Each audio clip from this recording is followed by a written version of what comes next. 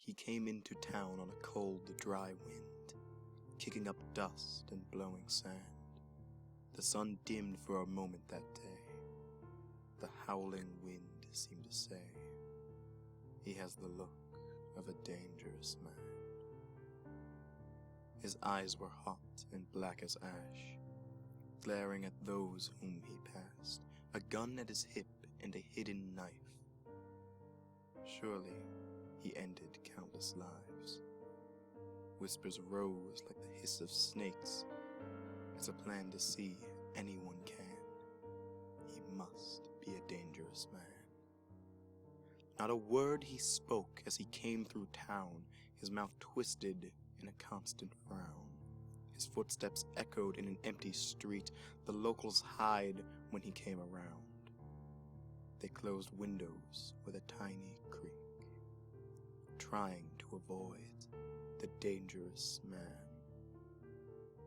He checked the inn where he planned to stay. The keeper shivered from his gaze. The man paid up front and spoke no words that betray the thoughts of a dangerous man. The locals gathered around and spoke in fear. The sheriff ran to grab his gear. The pastor called out to his God. They wailed and cried out for a plan. Save us from this dangerous man.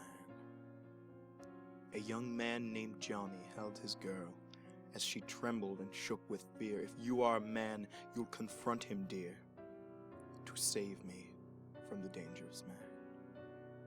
So he grabbed his knife and found the inn. He snuck into a darkened room and creeped to prepare his mortal sin. When the bed he had in sight, he stabbed the body 20 times, but when he turned on the light, it was not the dangerous man. He shook and screamed in his fright. He had killed a man without a fight. A crowd was coming, no room for flight. Fearing the law and the people's might, he leapt from a dangerous height. His bones cracked, his blood ran out, and he died, damning a dangerous man. The sheriff stood by the dead and removed his hat from his head. 2 lives he has claimed today. How many more will he slay? He must stand up before we lay at the feet of a dangerous man. A crowd gathered round to chant and cheer. With torches and knives they came right near the old inn, where it seemed too clear that inside slept the dangerous man. The keeper cried as they threw the torch. He croaked back a sob in tears and watched it burn his life and home. You must be wrong. I was alone. I couldn't let him stay inside, though it might hurt my pride. I simply fear a dangerous man. A scream was heard from the inn. The keeper shouted, "It's my wife. I thought she left, but she's trapped inside. If you don't help her, I'll end my life, a victim of the dangerous man." "Liar," the people shouted. "You work for him and you let him go. Now you want us to burn and die. We will punish you for your lie." They tied him up with ropes and chains and threw him into the flames. He screamed out loud and long as his flesh melted and turned black. Choking, he let out his final words. "I am not a dangerous man." Confusion grew in the street. They had burned the inn to dust, but nothing was gained from the bust. Someone must face the wrath of a people ready to fight. A man was picked, his job to greet the stranger he was first to meet. They chained him to a rock-hard ground and beat him beneath their feet, till all that's left was a bloody mound. All for befriending the dangerous man.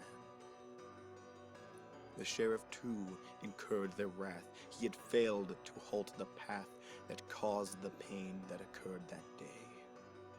"You did it too, I'm not to blame," he shouted, but was ignored. Some stood by and fought to death, cursing former friends with their last breath.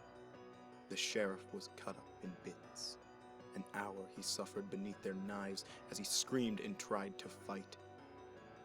His head was posted on a spike, a warning to the dangerous man. But in their haste to fix the wrong, the people missed a problem that grew.